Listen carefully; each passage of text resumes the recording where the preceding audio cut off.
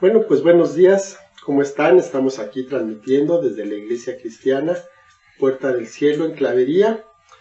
Pues vamos a hablar el día de hoy de un tema importante, que todos son importantes, pero vamos a estar viendo algo que nos va a ayudar para preparar lo que viene por delante.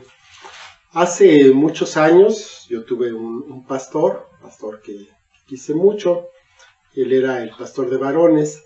Y él nos decía que cuando estamos pasando por una situación que sea un poco complicada, nos recomendaba que revisáramos las predicaciones, lo que hemos estado leyendo de los últimos tiempos, de los últimos 2 meses, porque normalmente Dios nos prepara para lo que viene. Entonces, de esa manera podríamos encontrar un fundamento, una forma en que podríamos salir de esa situación en la que nos encontramos. Y bueno, con ese mismo propósito es con lo cual vamos a hablar acerca de este tema el día de hoy. Vamos a tomar de base la vida de Saúl. Ustedes saben, el primer rey de Israel, que bueno, pues Dios lo trajo, lo ungió. ¿Por qué? Pues el pueblo de Israel estaba pidiendo que llegara un rey para que fuera Israel como los demás países de las demás naciones de los alrededores, porque todos ellos tenían un rey. Israel no tenía rey, entonces pues como que se sentían un poco diferentes.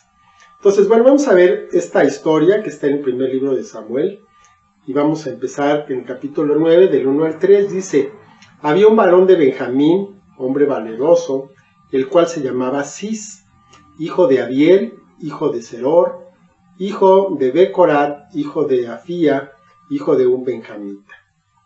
Y tenía él un hijo que se llamaba Saúl, joven y hermoso.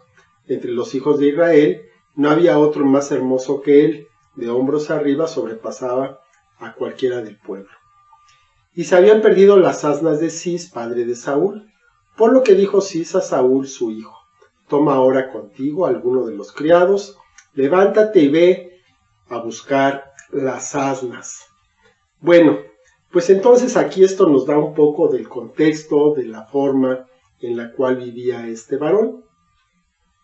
Vemos que él pues vivía en una familia, pues digamos que normal, ¿no? Tenían algunos animales, tenía criados el padre, pero no era una de las familias importantes de Israel, ni mucho menos, pero tampoco vivían en una gran necesidad, sino que estaban en una situación ahí, digamos que clase media, si lo dijéramos en nuestros tiempos. Tenía un origen entonces sencillo. Lo mandan a buscar unas asnas, unas burras que se habían perdido. Entonces se va Saúl, el próximo rey, el futuro rey de Israel, se va con un criado a buscar unas burras. Entonces toma sus cosas y se va en busca de estos animales. Él está buscando estas asnas, y entonces en ese mismo tiempo Dios le habla a Samuel, al profeta, al vidente, y entonces le dice que vaya y que encuentre a Saúl y lo que va a hacer. Entonces en el primer libro de Samuel, capítulo 9, del 19 al 21, dice: y Samuel respondió a Saúl diciendo: yo soy el vidente, sube delante de mí al lugar alto, come hoy conmigo, y por la mañana te despacharé y te descubriré todo lo que está en tu corazón.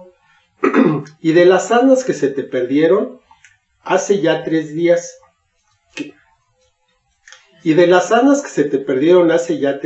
pierde cuidado, porque se han hallado.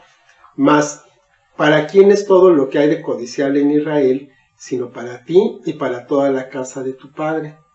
Saúl respondió y dijo: ¿no soy yo hijo de Benjamín, de la más pequeña de las tribus de Israel?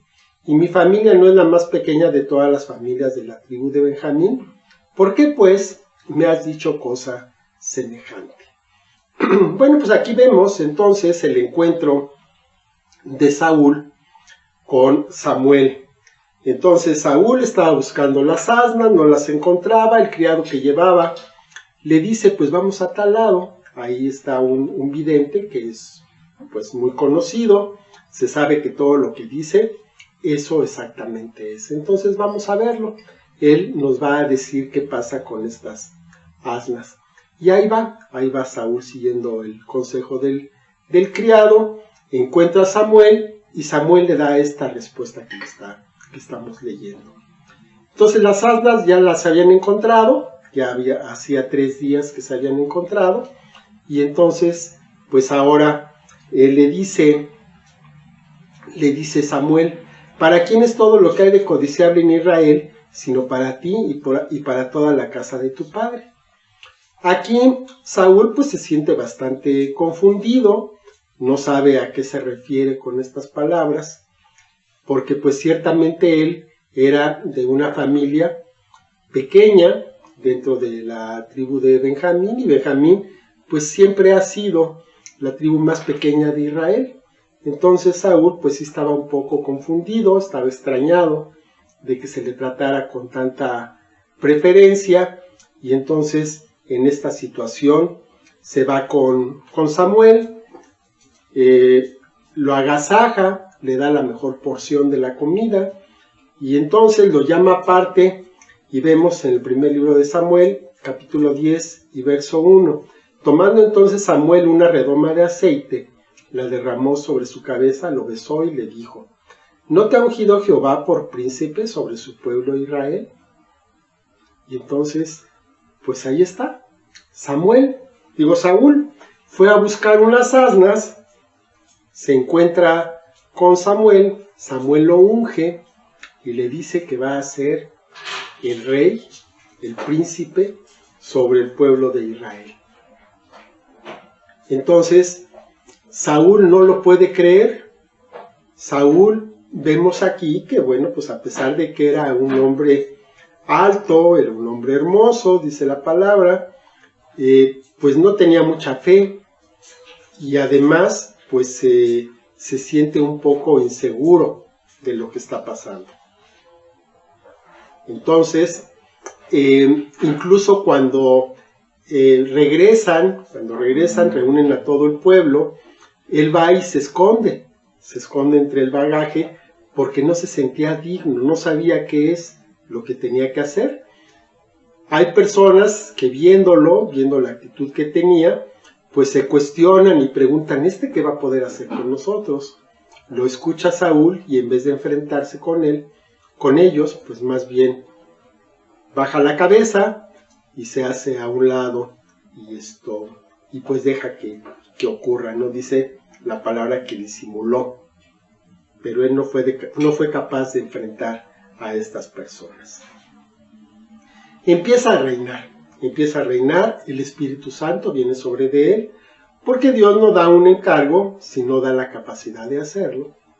Entonces, como rey, tiene algunos enemigos, sale a enfrentar a los amonitas, a los filisteos, y los vence.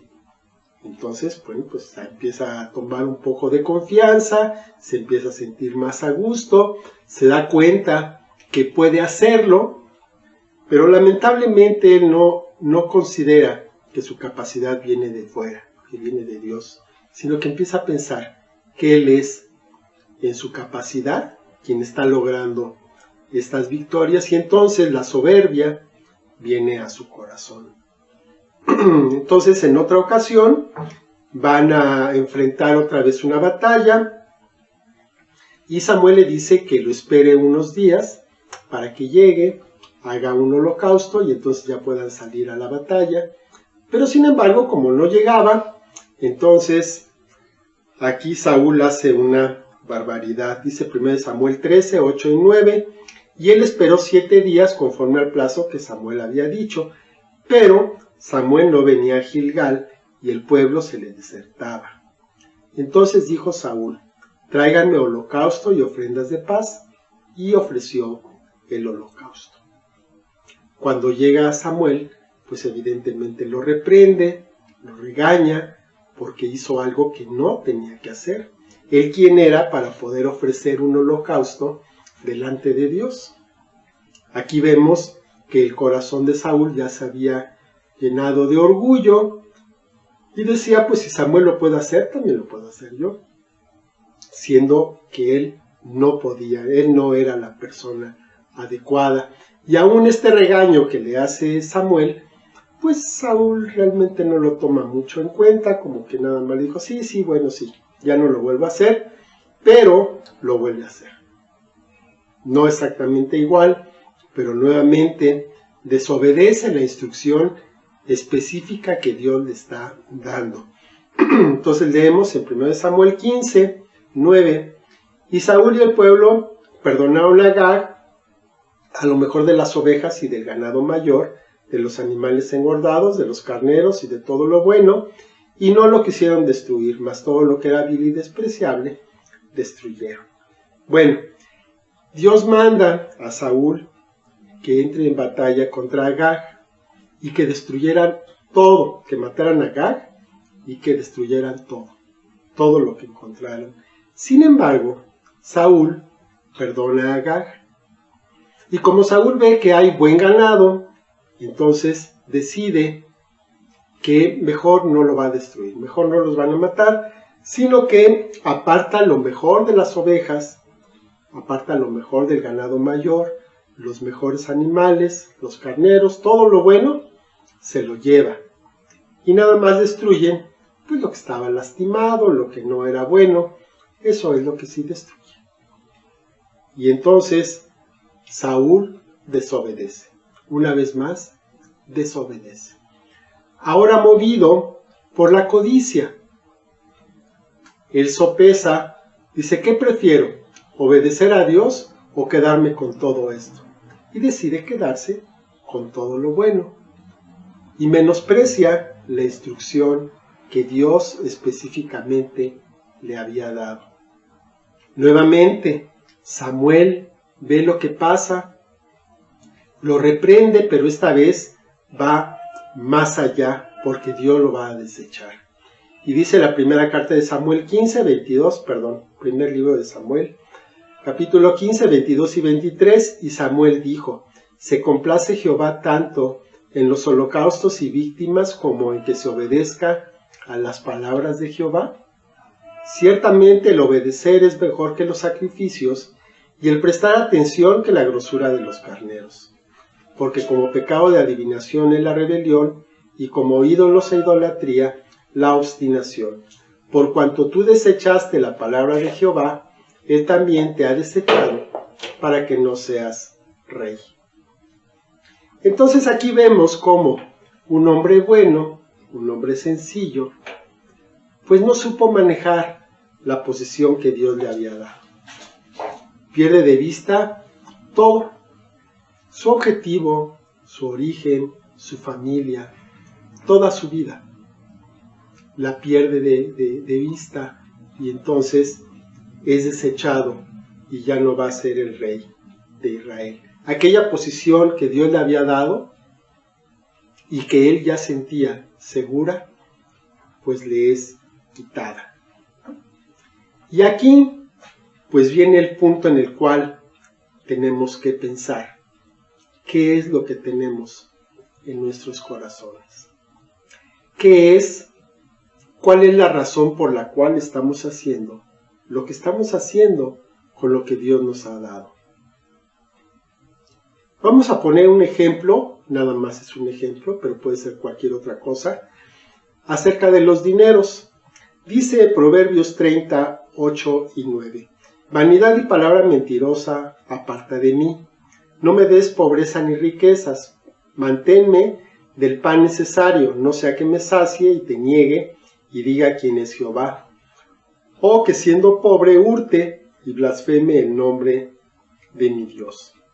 Y aquí, bueno, pues tenemos que ver qué es lo que nos está diciendo estas palabras. Aquí se está hablando de que no quiere tener esta persona ni más ni menos, sino solamente lo necesario para sustentar su vida. No quiere que se le esté dando de más. ¿Por qué? Dice, no sea que me sacie, te niegue y diga quién es Jehová, que es algo que pasa mucho. Es algo que ocurre con muchas personas que pues están en una situación normal, bien, empiezan a prosperar y entonces ya como que se empiezan a olvidar de lo que estaban haciendo, empiezan a olvidar sus principios. Hablando del diezmo, hay personas que dicen, bueno, si gano 10 pesos, pues doy 1, está bien. Si gano 1000, doy 100, está bien. Ah, pero si gano 100,000, entonces ya no voy a dar 10,000 porque es mucho dinero. Y esto lo hemos visto no una, sino varias veces. Personas que de pronto son, pues no sé, son bendecidas, tienen un premio, tienen una herencia. Y entonces dicen, no, pues yo voy a vender la heredad y de lo que venda voy a traer el diezmo a la iglesia. Bueno, pues se vende, incluso se ora para que se pueda vender en buenas condiciones, se vende y ya que tienen el dinero, es mucho. Entonces es mejor dar una cantidad menor. ¿Qué es lo que hay en ese corazón? Y también dice que no sea demasiado poco, porque entonces, pues en la necesidad a lo mejor se roba, y entonces con ese comportamiento se va a estar blasfemando el nombre de Dios. Debemos tener entonces un equilibrio. Vamos a tener lo necesario, pero Dios muchas veces nos da más allá de lo nada más necesario. Y entonces nos empieza a bendecir, nos empieza a dar con abundancia, y entonces es donde empezamos muchas veces a tener problemas. Pensemos un momento, ¿por qué no tenemos todo lo que Dios nos... Dios no nos concede todo lo que le pedimos? ¿Qué haríamos si Dios no lo concediera? Pensemos un poco acerca de esto. Es como el niño que quiere un coche. Su niño no puede tener un coche, ni siquiera lo puede manejar, no es ni legal hacerlo. Y esto me recuerda a un par de alumnos que tuve hace algunos años, que eran hermanos, y un día su papá le decide comprarles el carro que quisieran a cada uno de ellos. El mayor pidió una camioneta arreglada, padrísima, y el menor pidió un Mustang. Y ahí andaban los dos con sus carros nuevos. El mayor, en cosa de meses, chocó, lo destrozó, y su papá ya no le compró otro. Y el otro no, el del Mustang, pues ahí anduvo. Durante el tiempo que yo lo tuve todavía de alumno, pues se portaba bien con su carro y no tuvo ningún problema. Pero en el caso del mayor, pues esa bendición pues realmente no era buena. En una de esas hasta se pudo haber matado en esa camioneta. Pero sin embargo, bueno, nada más la perdió. Y ahí me acuerdo también de otra vez, en un lugar donde estaba viendo que un muchacho, yo me imagino que le habían regalado un carro, porque empezó a dar vueltas a la manzana. No hacía otra cosa más que dar vueltas a la manzana, en su carro nuevo. Pero cada vez iba más rápido. Entonces tú lo veías, la primera vuelta, pues rechinó un poquito la llanta, ¿no? Para la segunda, más fuerte. Y para la tercera, como la cuarta o quinta, se le perdió el control al muchacho, fue y se estrelló contra la banqueta y le rompió la suspensión de un lado. Pues tarde o temprano lo iba a hacer. O sea, ese muchacho no iba a dejar de hacer eso hasta que no le pasara precisamente esa situación. Y en ese momento ya se calmó. Entonces, a veces pedimos cosas que después no vamos a saber manejar.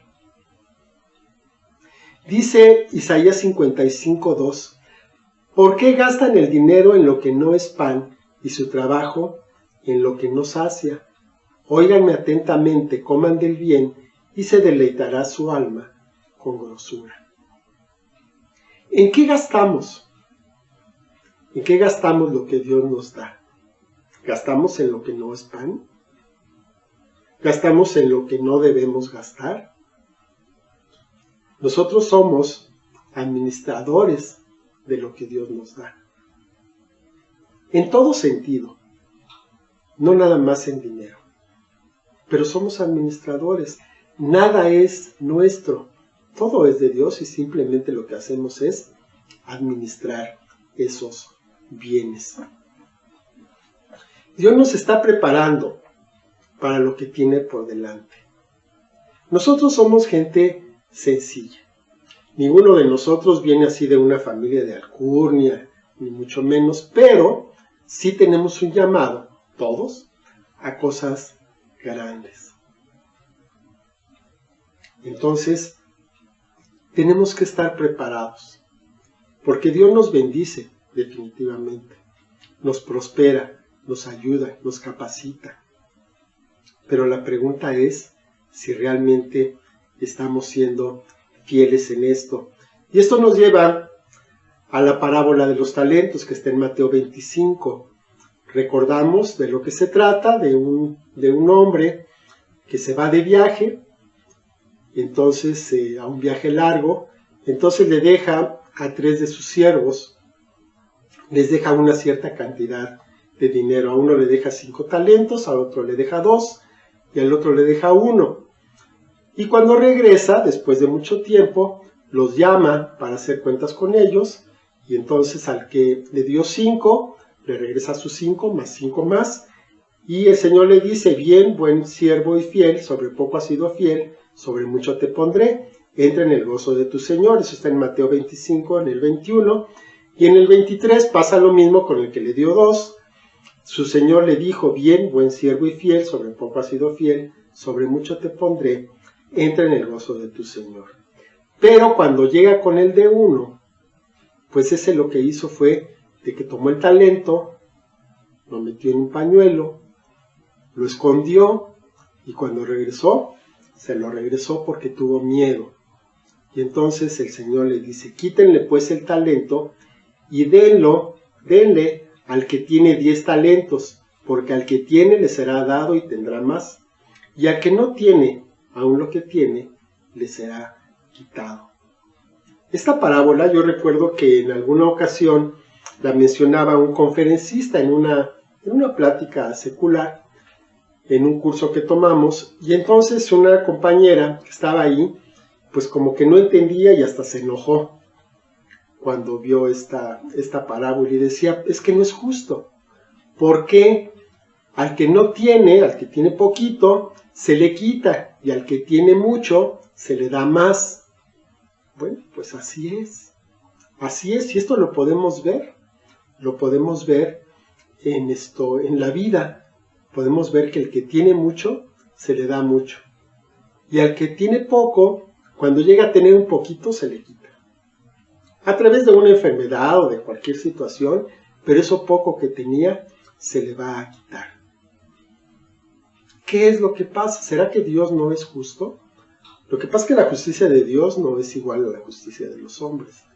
Él tiene una forma distinta de medir. ¿Qué es lo que nos está enseñando? ¿Qué es lo que nos está diciendo esta parábola? Nos está diciendo que los talentos que tenemos los debemos poner a trabajar.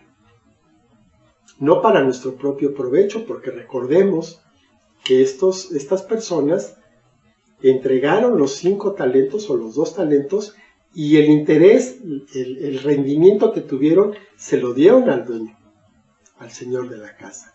No se quedaron con ello. No lo hicieron para su propio beneficio, sino que lo hicieron para beneficio del Señor que les dio los talentos. Y ese es el punto, que debemos ser fieles en esa administración de lo que Dios nos ha dado. Vamos a leer otra parte de la escritura que está en Daniel, y más o menos les voy a explicar de qué se trata la cosa. Aquí se habla de un rey de los babilonios, el cual está teniendo un banquete con toda su gente, y entonces cuando están en eso, pues se encuentran una escritura que aparece en la pared. Entonces se llenan de temor, mandan por Daniel para que les interprete lo que dice aquí. Y dice Daniel, esto está en Daniel 5, 25 a 28. Y la escritura que trazó es Mene, Mene, Tekel, Upharsin. Y esta es la interpretación del asunto. Mene, contó Dios tu reino y le ha puesto fin. Tequel, pesado has sido en balanza y fuiste hallado falto. Pérez, tu reino ha sido roto y dado a los medos y a los persas. Veamos nuevamente Tequel, pesado has sido en balanza y fuiste hallado falto. Si Dios nos mandara en este momento a la báscula, ¿qué es lo que va a encontrar? ¿Seremos hallados faltos? Quiere decir, lo que teníamos que hacer, ¿lo hemos hecho? ¿Podemos rendir buenas cuentas a nuestro Dios en este día? Eso lo tenemos que ver en nuestra propia vida y lo tenemos que ver también en el servicio. Bueno, alguno dirá, pero es que yo no tengo servicio con Dios. Todos tenemos servicio con Dios. Todos. Para empezar, con nuestra propia vida, con nuestra familia. Todos somos llamados a servir a nuestro Dios. Recordemos como Saúl, de dónde venimos y a dónde nos ha traído Dios. Y démonos cuenta que Él ha sido quien nos ha prosperado. Él ha sido quien nos ha dado todo. Y nada, absolutamente nada lo hemos logrado por nuestro propio esfuerzo, aunque pensemos que sí. Recordemos de dónde venimos. Y el día de hoy, hagamos un examen de cuál ha sido nuestra administración. ¿Hemos hecho lo bueno por los motivos adecuados?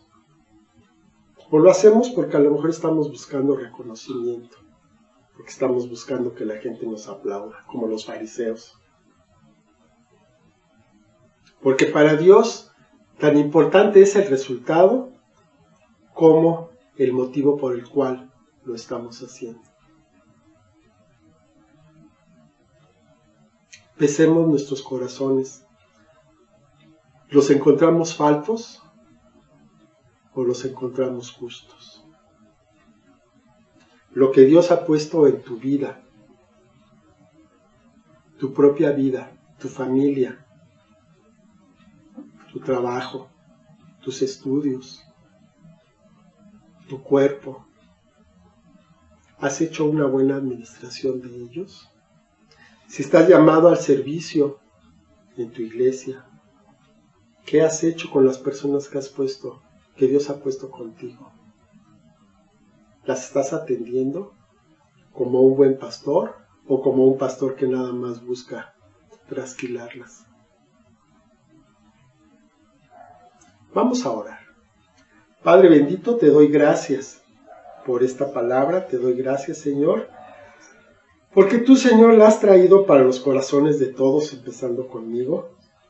Yo te quiero pedir perdón, Señor, por lo malo que he hecho, porque muchas veces, Señor, no me he encontrado haciendo lo bueno delante de ti, porque no he sido un buen administrador, me he portado negligentemente. Y ahora, Señor, te pido perdón y te pido que me des otra oportunidad para hacer lo que tú quieres que haga, Señor. Que no me llene de soberbia, que sea obediente, Señor, que no piense que pueda hacer las cosas mejor que tú, sino que pueda reconocer que lo bueno, Señor, que pueda haber en mí es por ti y por lo que tú has hecho en mí, Señor. Te doy muchas gracias porque tú has sido bueno, Señor. Ayúdame en mi necesidad, en mi incapacidad. Ayúdame a hacer las cosas, Señor, que tú quieres que haga, en la forma en que tú quieres que se haga, Señor. Examina mi corazón. Muéstrame, Señor, lo que está mal para que pueda corregirlo. Te doy muchas gracias, Señor, por esta oportunidad que tú me das. En el nombre de Jesús. Amén. Y quiero hacer un llamado para las personas que pues nunca se han puesto a cuentas con Dios, para que lo puedan hacer en este momento. Voy a hacer una oración y voy a pedir que la repitan conmigo. Es una oración en la cual estamos haciendo un pacto. Él va a perdonar nuestros pecados y nosotros le vamos a entregar lo que somos. Es un pacto justo, en donde Él pone más de lo que nosotros le damos. Vamos a orar. Te doy gracias, Señor, en esta tarde o en este día. Yo te pido perdón por todo lo malo que he hecho. Te pido que me perdones.